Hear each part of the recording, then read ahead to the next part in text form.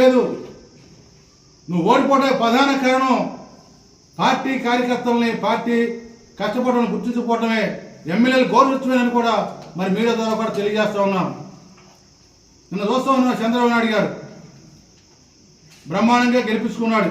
పవన్ కళ్యాణ్ గారు, చంద్రబాబు నాయుడు గారు, ఒక ఎంపీ గారు ఫ్లైట్కి అవకాశం ఉందా లేదా, నీ పరిస్థితి ఏంటి అని కూడా అడగడం కూడా జరిగింది. 10 ఏళ్ళ ఏ రోజు కూడా పిలిచి నియోజకవర్గాన్ని నేను ఏమి ఇవ్వాలి, అక్కడ ఏమేమి పెండింగ్ ఉన్నాయి, నీ పరిస్థితి నేను అడిగినటువంటి దాఖలాల్లో మా ప్రభుత్వంలో జగన్మోహన్ రెడ్డి గారు ఆయన ఉన్నటువంటి సలహాదారులు పెట్టుకున్నాడు ఒక 60 మందిని. ఎందుకు పెట్టుకున్నాడో తెలియదు, వాళ్ళు ఏం సలహా ఇస్తారో తెలియదు, మరి అసలు ఈయన ఏం చేస్తారో తెలియదు.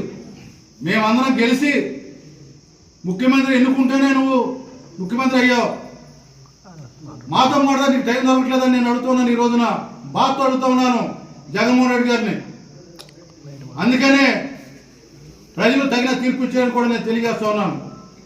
ఏదైతే పవన్ కళ్యాణ్ గారు, చంద్రబాబు నాయుడు గారు, నరేంద్ర మోడీ గారి నాయకత్వంలో బీజేపీ అధ్యక్షురాలు పురంధేశ్వరి గారు వీళ్ళందరూ కూడా కలిసి కూటమిగా పవన్ కళ్యాణ్ గారు ఒకటే చెప్పారు, ఈ రాష్ట్రంలో ఓట్లు చీలనేమను కూటమిగా ఏర్పడి బ్రహ్మాండ ఘన విజయం సాధిస్తామని చెప్పడం కూడా జరిగింది. ఎన్నో అవమానాలు పడ్డాడు, ఎన్నో ఇబ్బందులు పడ్డాడు. ధైర్యంగా నిలబడి కూటమిని కలిపి మరి బ్రహ్మాండమైన ఘన విజయం సాధించినటువంటి పవన్ కళ్యాణ్ గారికి, చంద్రబాబు నాయుడు గారికి, బీజేపీ అధ్యక్షురాలు కేంద్రంలో నరేంద్ర మోడీ గారికి కూడా ధన్యవాదాలు తెలియజేస్తాను.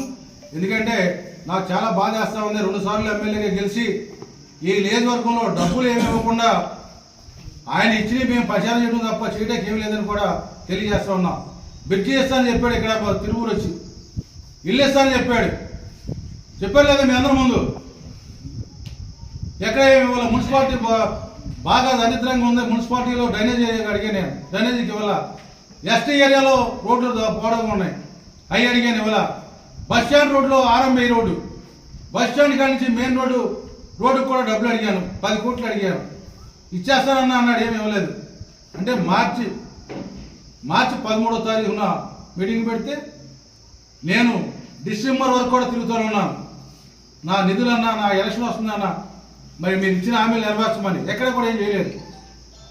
అదేవిధంగా నేను ఒకటే చెప్పాను, ఆ రోజున బ్రిడ్జి గారి కట్టకపోతే నేను ఓటాగనని చెప్పాను.